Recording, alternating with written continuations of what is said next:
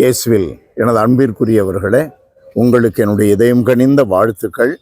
வணக்கம்.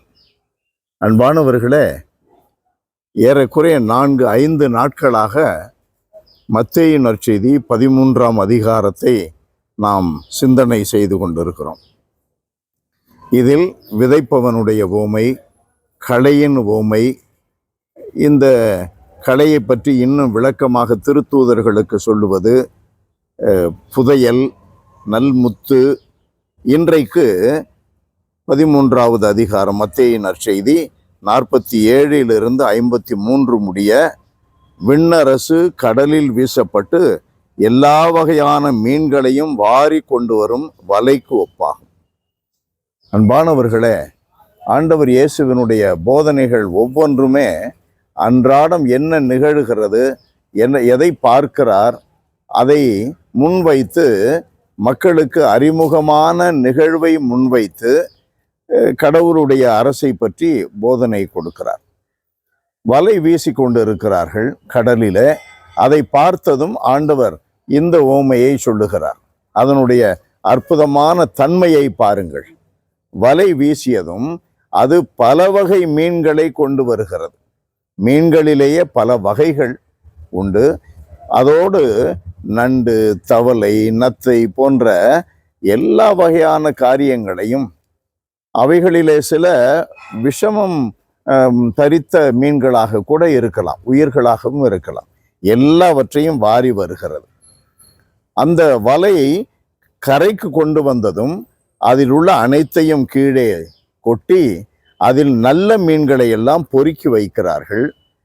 தீயவைகளை எல்லாம் எடுத்து நெருப்பிலே போட்டு எரிக்கிறார்கள், அழித்து விடுகிறார்கள். இதை செய்வது யார்? இறை அரசிற்கான மக்களை சேர்ப்பதற்கென்று கடவுள் பொது தீர்வையிலே வானதூதர்களை அனுப்புகிறார். எக்காலம் ஊத வானதூதர்கள் வந்து எல்லாரையும் ஒன்று சேர்க்கிறார்கள். நடுவராக இயேசு வரவிருக்கிறார்.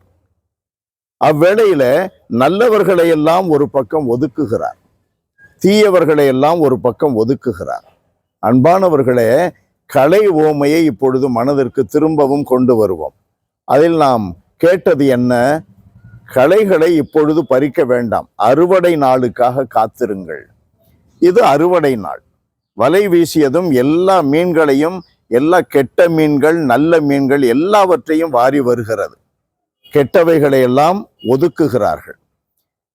நல்லவர்கள் தீய மனிதர்களோடு தான் இந்த உலகிலே வாழ வேண்டும். அவர்களுடைய வாழ்க்கையை கண்டு சில கெட்டவைகள் நல்லவைகளாக மாறக்கூடும். கடவுள் பொறுமையாயிருக்கிறார், எல்லாரும் மீட்படைவதற்காக காத்திருக்கிறார். அது அந்த நிகழ்வை குறிக்கிறது. கடைசி வரை நல்லவர்கள் கெட்டவர்களோடு தான் இருக்க வேண்டும்.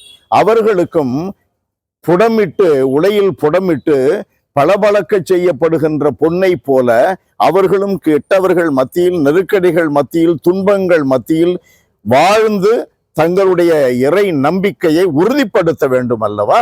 ஆகையினால் அவர்களோடு அறுவடை நாள் வந்தது, வலை வீசப்பட்டது. இப்பொழுது அவைகளை, கெட்டவைகளை எல்லாம் ஒதுக்கி நெருப்பிலே போடுவார்கள். நாம் கெட்டவைகளோடு சேர்ந்து கொள்ள போகிறோமா, நல்லவர்களோடு சேர்ந்து ஆண்டவருடைய ஆசி பெற்றவர்களே என்ற அழைப்பை கேட்க போகிறோமா?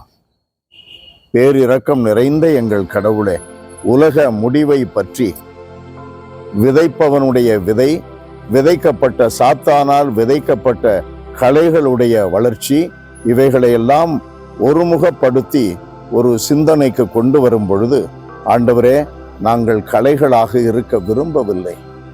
எங்களிடம் உள்ள தீய எண்ணங்கள், தீய செயல்பாடுகள், தீய வார்த்தைகள், இவைகள் அனைத்தையும் கொண்டு எங்களை நாங்கள் சபிக்கப்பட்டவர்களே என்று சொல்லப்படுகின்ற இயேசுவினுடைய வார்த்தைக்கு உரியவர்களாக இல்லாதபடி எச்சரிக்கை எடுத்துக் கொள்ளுகிறோம்.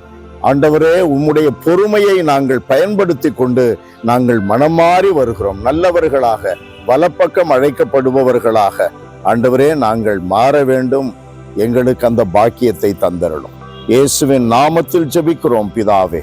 ஆமென், ஆமென்.